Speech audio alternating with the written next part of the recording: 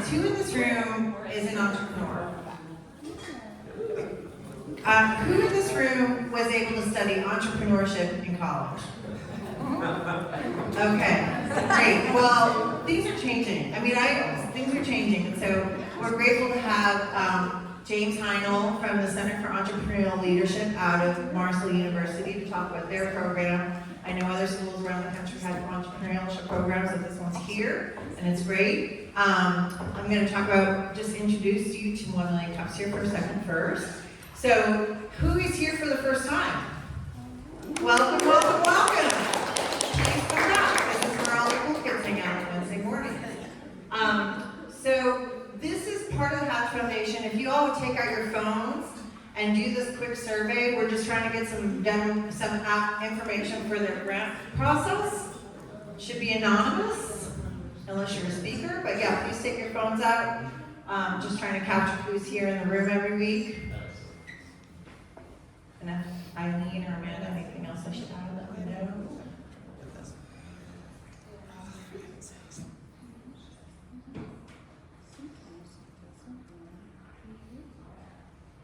Got it? And there's also a QR code out on the desk there, so on the front page, on the front table there. Great. Okay, well, welcome. We have our committee here. This is a volunteer-run organization. We have half our committee out this week, so I want to thank Nick and Elizabeth and Isaac for being here to help set this up.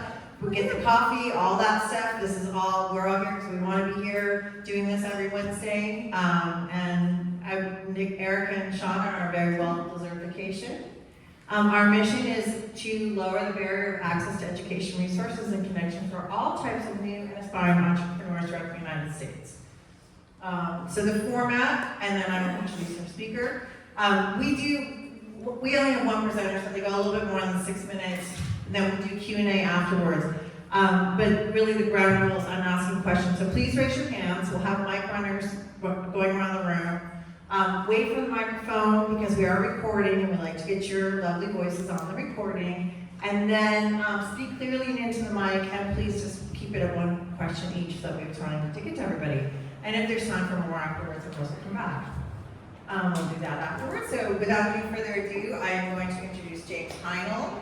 He has founded several companies and worked in construction industries and real estate. He joined Marshall University in 2022, and he's very involved and engaged with the community. He grew up in Greensboro, North Carolina, and has called WNC home since 2017. So let's welcome James Heinl.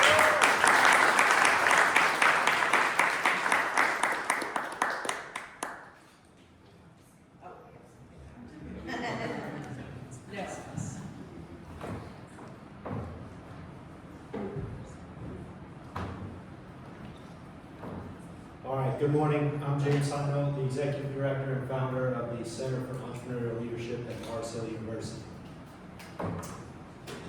Who's heard the saying, Jack of all trades, master of none? Does everybody know there's a third part to that? Jack of all trades, master of none, but better than a master of one. My first side hustle, I was 13 years old. Anybody seen the movie Forrest Gump? Remember that snapper lawnmower? That was me. I went around all the neighbors' houses and offered them to mow their lawns for a competitive rate and a quality job. Education 1.0. I was a first-generation college student. I was supposed to go to NC State to be an engineer, and at 18 years old, I went to UNC Wilmington to visit my sister in college, and I was like, I'm going to go to the beach instead.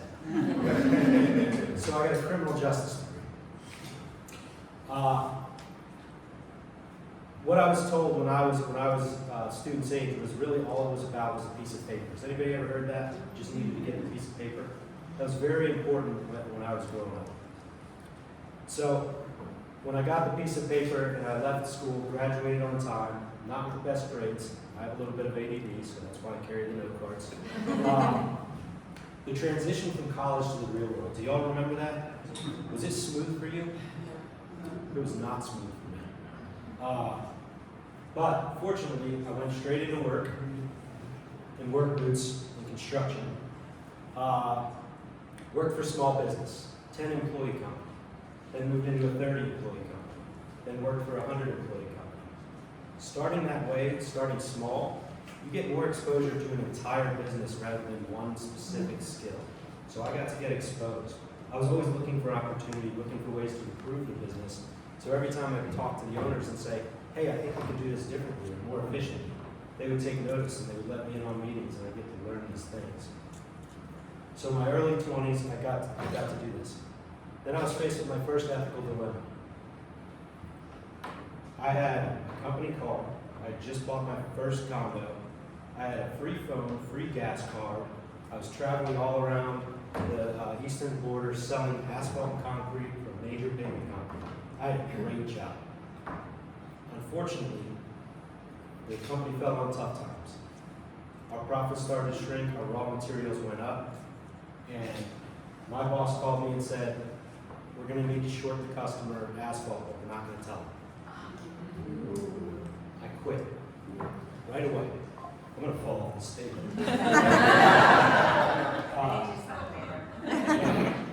So, this was during a recession. I couldn't get a job at Home Depot. So I became an entrepreneur because I had to, not because I wanted to. So I started my first real business, other than the snapper side hustle when I was 13, as pro model renovation. I was a handyman. I was a jack of all trades. And that grew into renovations and additions for people, for residential houses. And then one night, me and my now wife were watching TV. Has anyone seen Flip This House? I said, they're not doing that right, I can do that better. She said, then go do it. I failed miserably. I spent an entire year of my life making this house absolutely perfect.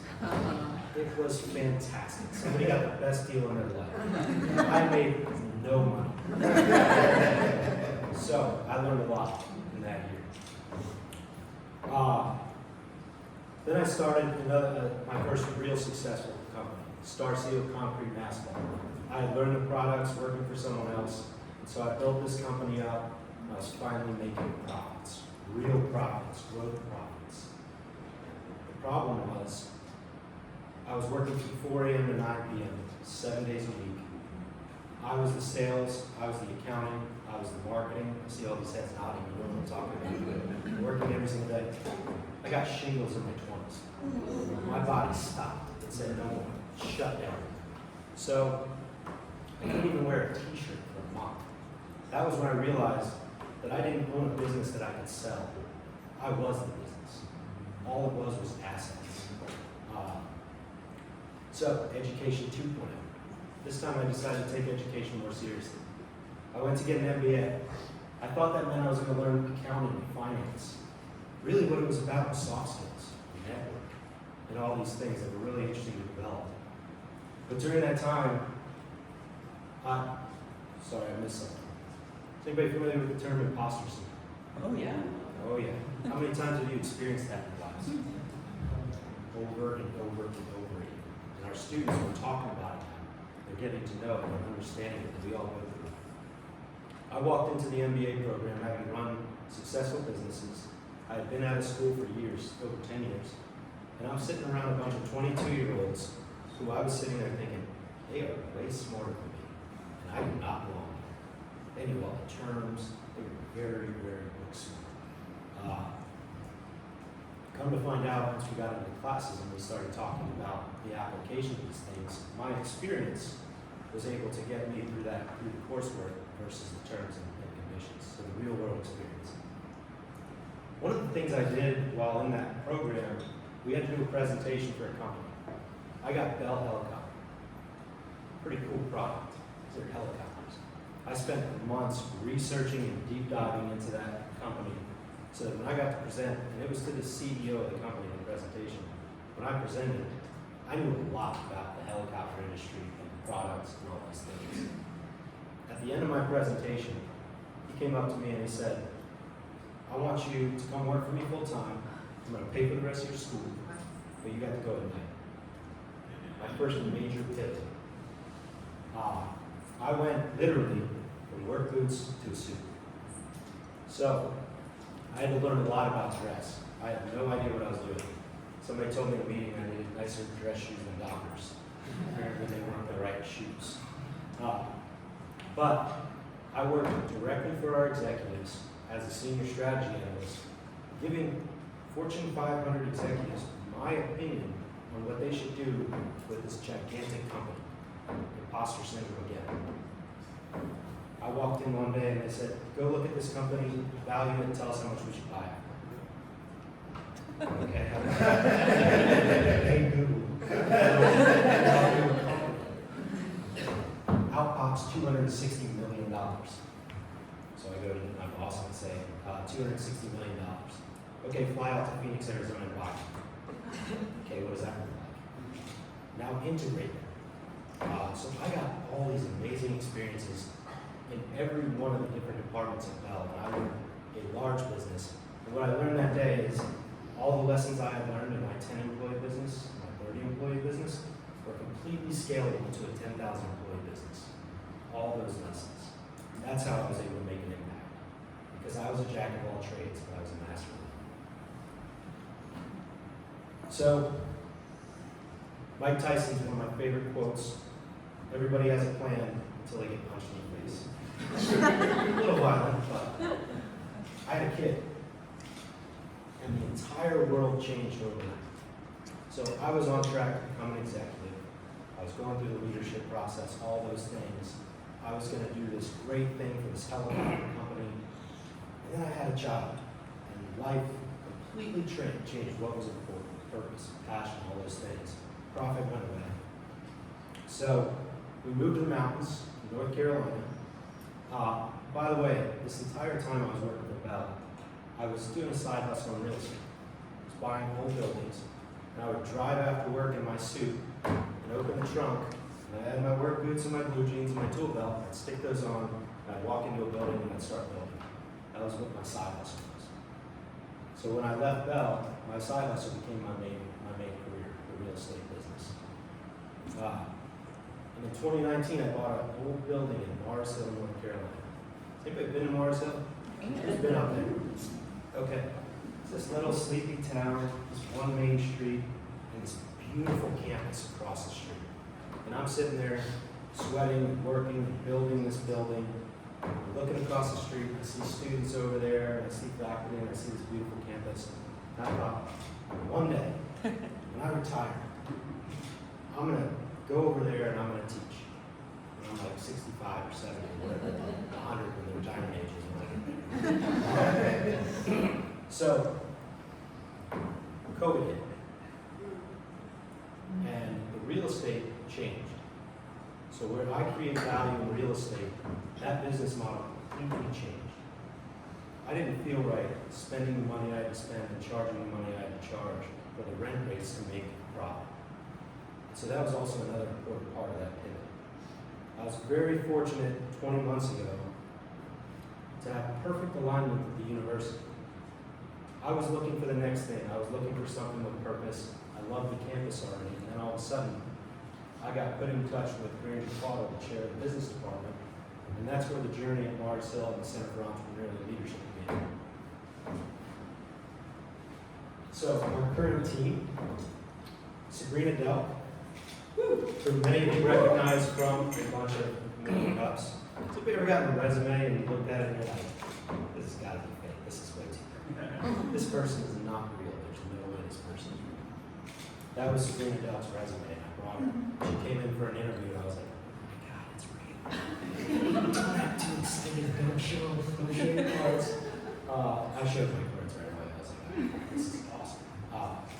So Sabrina came in and she also gets some credit as co-founding this because it was still in a vision stage, it was still in development stage when she came on board last year, but she's continuing to help evolve what we're building. Alexis McPherson is also in the room.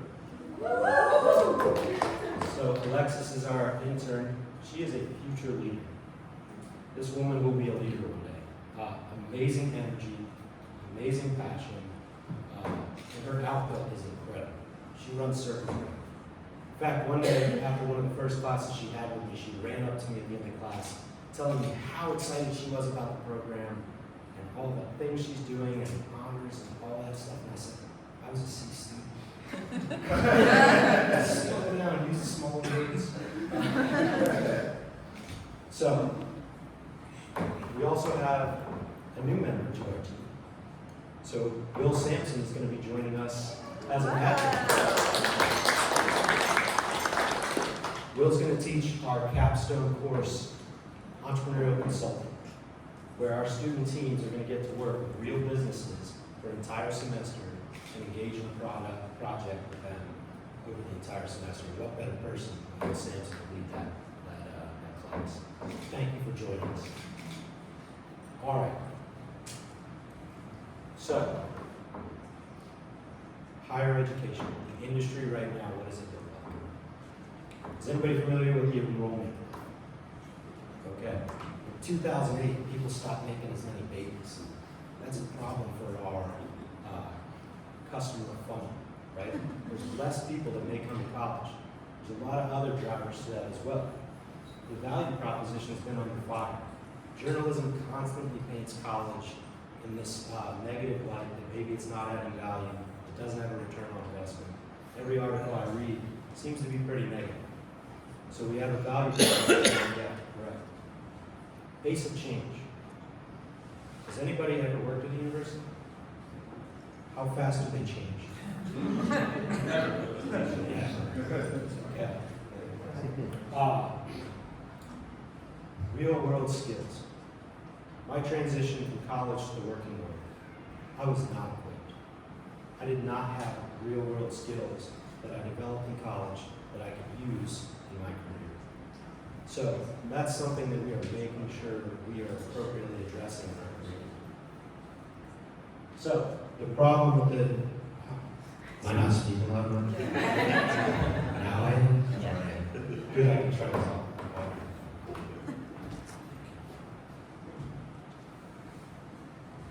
Anybody remember red Solo cups? This is a Peroni.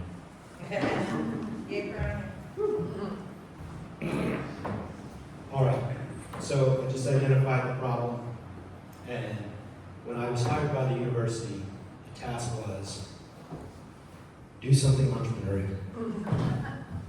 What a beautiful blank canvas. I got to define it.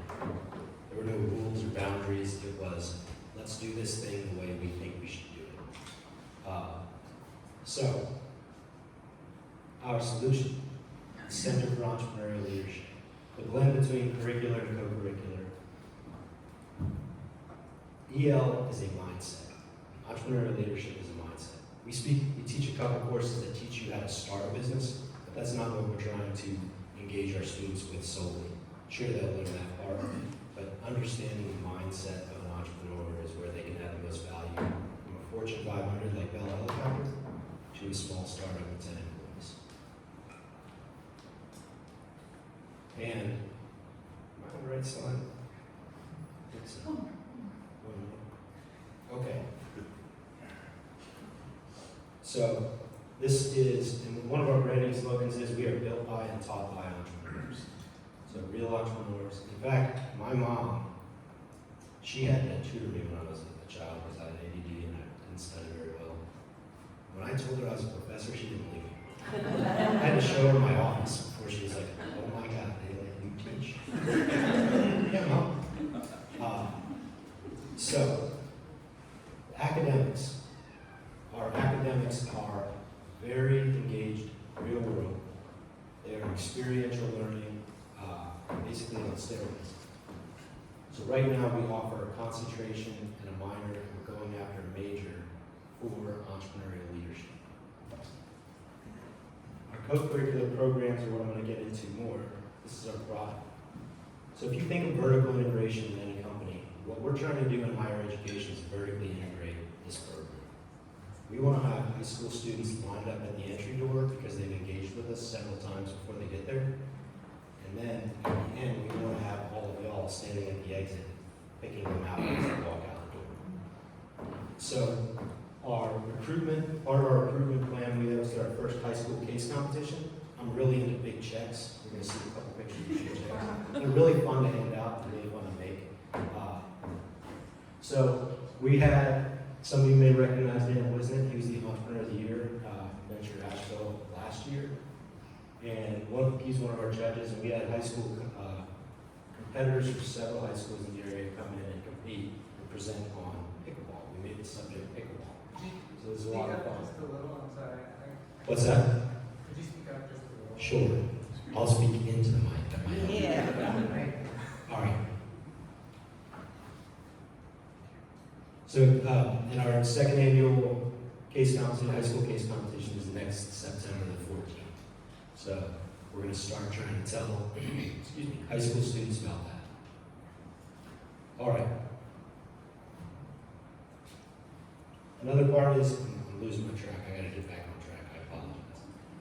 Another part is the Entrepreneurial Leadership scholarships. So we have specific scholarships for students choosing this curriculum, making sure that we offer them something that can lower that price point, lower the amount of debt they leave college with. We have several levels. We have a full tuition scholarship. We have a $6,000 a year scholarship and a $3,000 a year scholarship.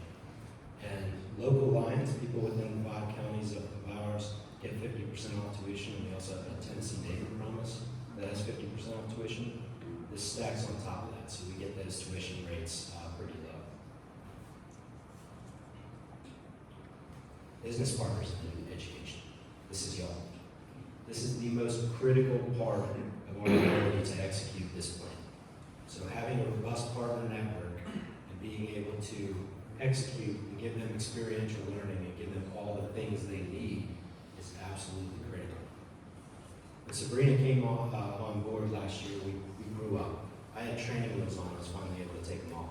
She started engaging with Hatch, and Mountain BizWorks, and Venture Asheville, and that unlocked the entire entrepreneurial community in our area to where we had exposure to a ton of entrepreneurs and business partners.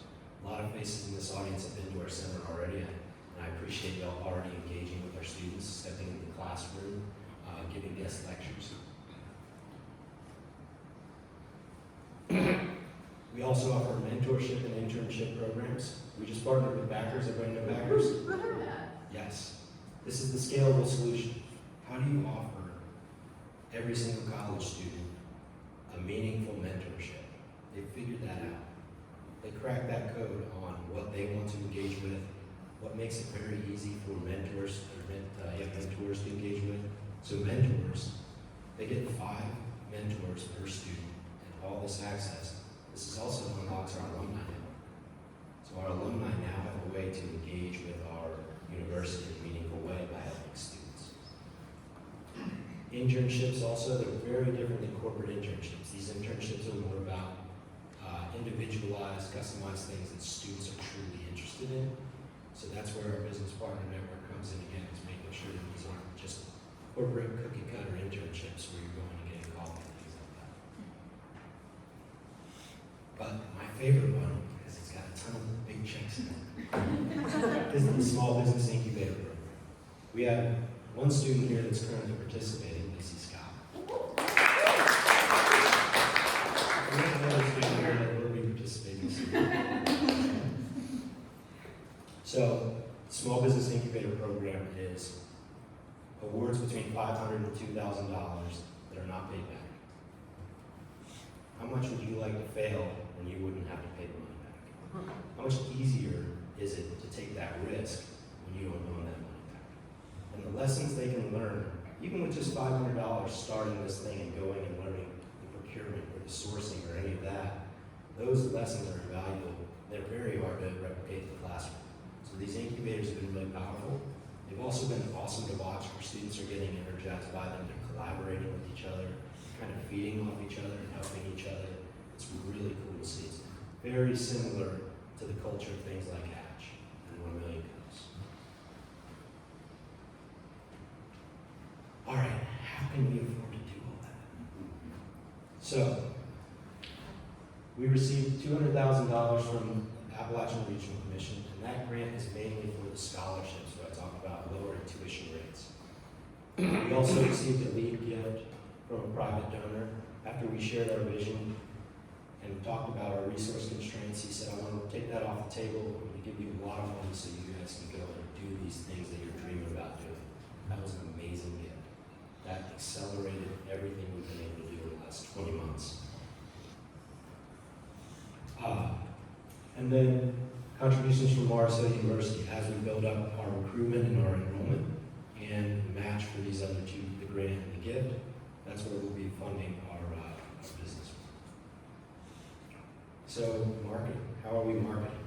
Currently we do a lot of email marketing. In higher ed, what you do is you buy names. So you buy lists of a bunch of names from high school students that show interest in certain categories. We bought names in entrepreneurship and business. You send them emails and reach out and you tell them about your product. We also use social media, Instagram and all those. And working on branding. So this is our current logo. We would like to adopt a new logo. We're pushing for that, but we're going to see if we can make that happen. So what are our challenges? Morrisville was built in 1856. It is a giant old boat. It does not turn fast. We have an innovator's dilemma. We're a startup company inside a large organization that has done things a certain way for a long time. And we're trying to change it. So that's one of our biggest challenges.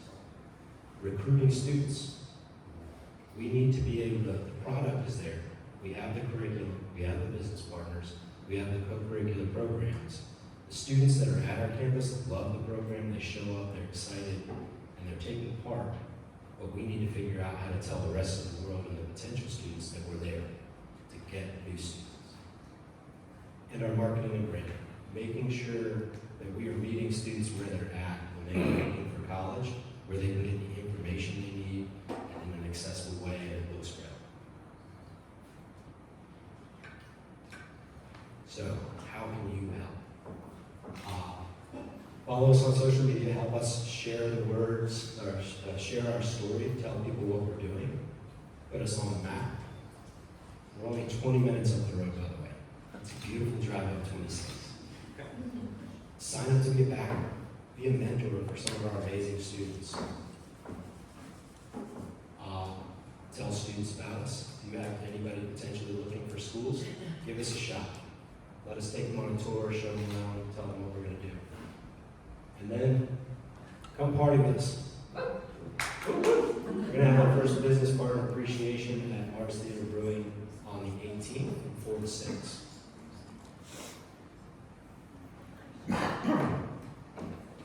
All right. Simple water break. Questions? Also, our students have to go to class, so they're going to leave. Thanks for being here.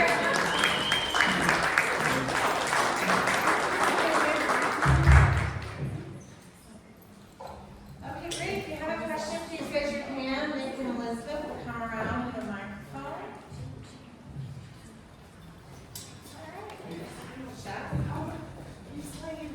So to your younger self, when you're 11, 14, and 18, what would you have done differently when you're thinking about preparing to be an entrepreneur?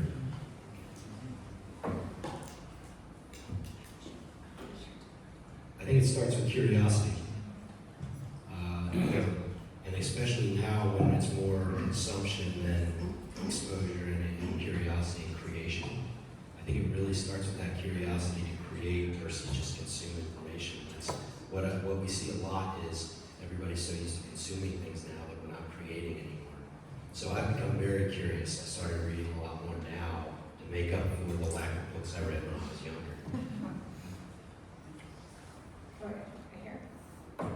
Good morning. That's me. Good morning. As the leader of a not-for-profit organization, I'm wondering whether you have a track that prepares people for not-for-profit leadership. Like, I can answer that one. Can I answer that one? Yes, great question. We do. So we have a community and nonprofit leadership major at Morrisville, which Lacey Scott, who's here and is one of our student incubator projects. She is a community nonprofit leadership student who is minoring in entrepreneurial leadership, and she is actually part of her business is sort of the like social entrepreneurship. She's giving back to a local nonprofit for every item that's sold from her incubator. So we're definitely trying to encourage that, and You guys heard Clark Duncan a couple weeks ago, like entrepreneurship in, or Clark Harris, sorry, Clark Harris. Entrepreneurship in nonprofits is the future, right? Like as a former development director, like we've got to be innovative and encouraging our students to do that. So yes, we do have a community nonprofit leadership program.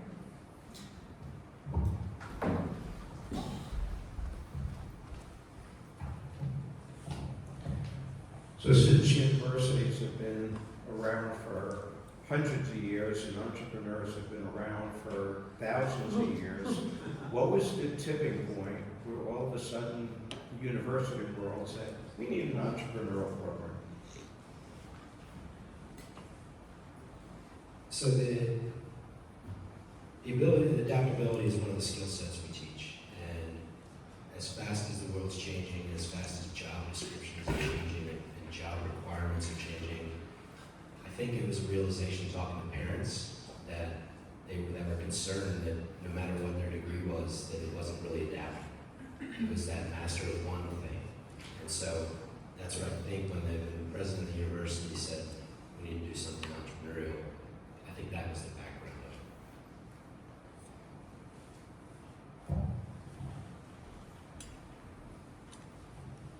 it. Heather, thank you. Great presentation, by the way.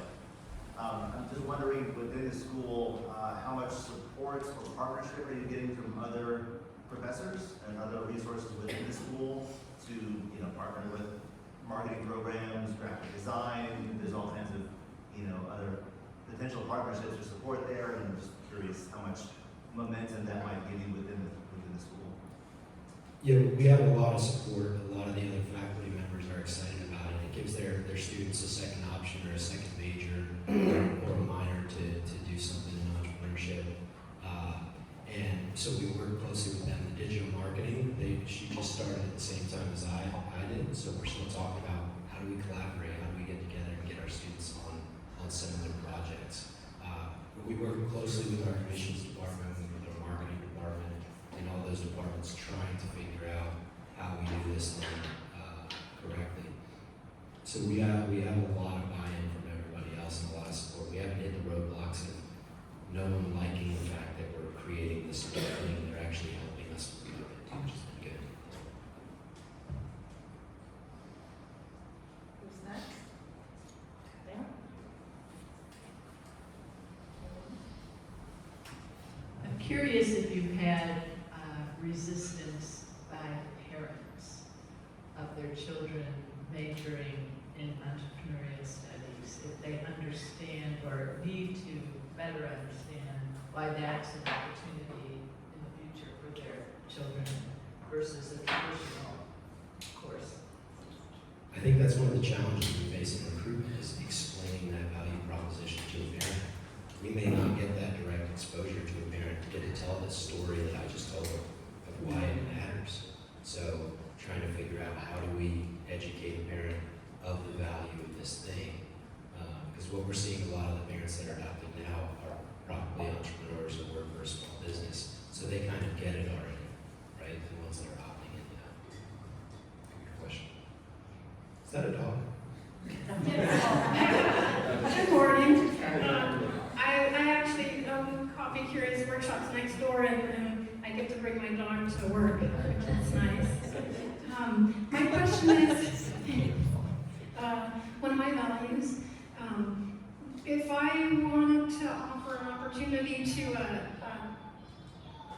sorry. I told you I have ADD, right? Dog and that.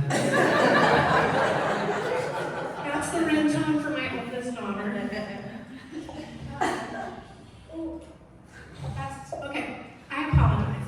My question is, if I have a campaign that I want to work on as far as promoting myself and marketing myself to coffee shops around town, would that be something that a student could help me with, or do you have to have a whole program? How do you pick businesses to match students with, and how large of a project would it need to be? Excellent question. So, first, the answer is yes, we can help. Our business partners, the contribution from a business partner can be as minimal as stepping into one class for 50 minutes an entire semester, all the way up to the full semester consulting project. That's a very in-depth analysis and report for students working on this project and presenting at the end. Excuse me.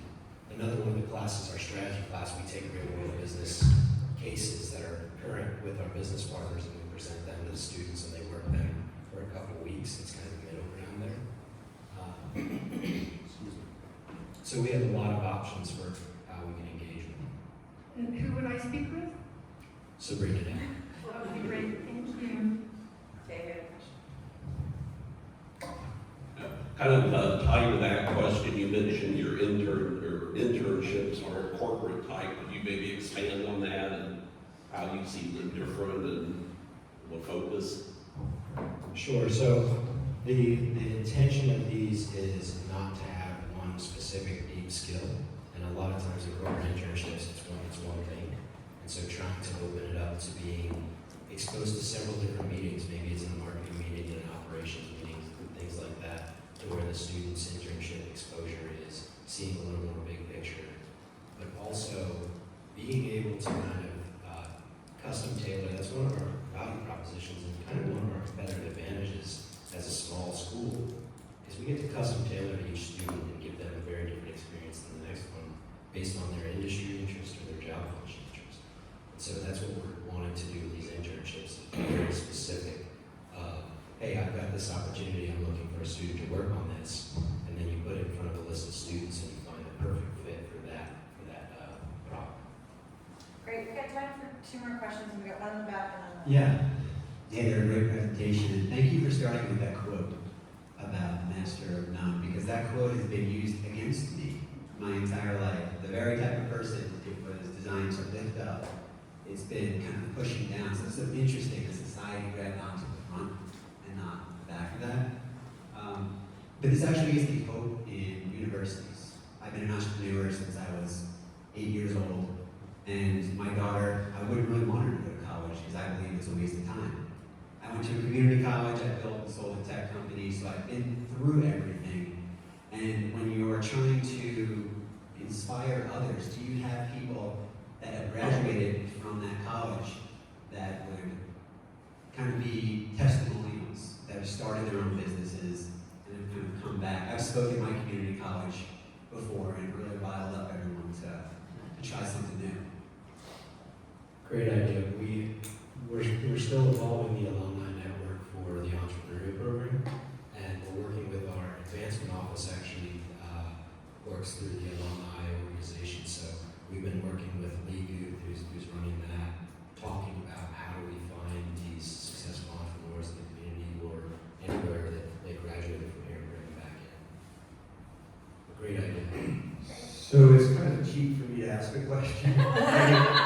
It's a little bit of a cheat, I realize, but so the center has backing from the ARC, from the Appalachian Regional Commission. I'm wondering how that becomes a distinctive for the Marcel program, how that makes that different than the Center for Entrepreneurial Leadership at Stanford, for example. Sure. So when we applied for that grant, we made it very specific that we wanted to attract local students and keep them here. And we wanted a very diverse group of students. Our business program overall is heavily dominated by male. The entrepreneurial program is majority female, which is really good. Do you offer college credit for internships? So part of the major, once if we get that approved, part of the major is a required internship, which is going to require a very good business partner network, where it is a 4-credit-hour internship for every single major. Great, and we well, thank you so much to.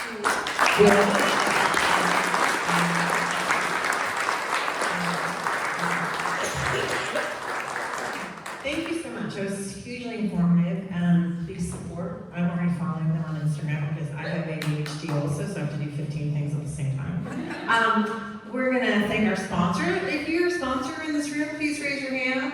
Welcome, welcome. So we've got Charlie and Troy Ball who donate the space every week. Inside Edge Consulting, Beverly Jarenko is on her way to Bhutan to hike.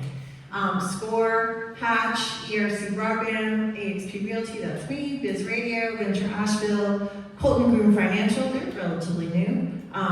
Hatch Foundation, WNC Business, Mountain Business, Coffee Curious with Tony, who gets us all caffeinated every week. Thank you so much. Viking Mergers and Acquisition, Dynamite Roasting, and Big C with Andy. So hopefully we'll see her back soon. Oh, can I have the picture? Thank you. Please, if you used a mug, they put them on the table out there. We will collect them so that we have them for next week. Thank you so much. And then the calendar. Next week is Beer City Cup with breakfast sponsor Mount Wally. Hatch Innovation Hub Pitch Party is on the 8th, which is Monday. That's right here. There'll be beer and pizza. Mountain BizWorks, Capture Commerce, Spring 2024, All Access Pass. And on the 11th, we've got Lunch and Learn, AI and the Law with Ask Laws, Matt Jean Grosso, if you're in the room, sorry about butchering your name. And on the 17th, the WNC Career Expo. So thank you to Sean and Erica, who remotely just put this calendar together while we were sitting here. And if you are interested in presenting, here is your QR code, and also get that April 18th event on your calendar. Is that what you're going to say? Yes, yeah, I know I mentioned it briefly, but really this would not have been possible without many of you in this room and just in this community. We'd really love to celebrate all of you, even if this is your first time engaging with us. So 4 to 6 p.m. at Mars Theater Brewing on April 18th. It's a Thursday. I know it's a hard time, but if you can drop in even just for a few minutes, we'd love to see you. So, yeah.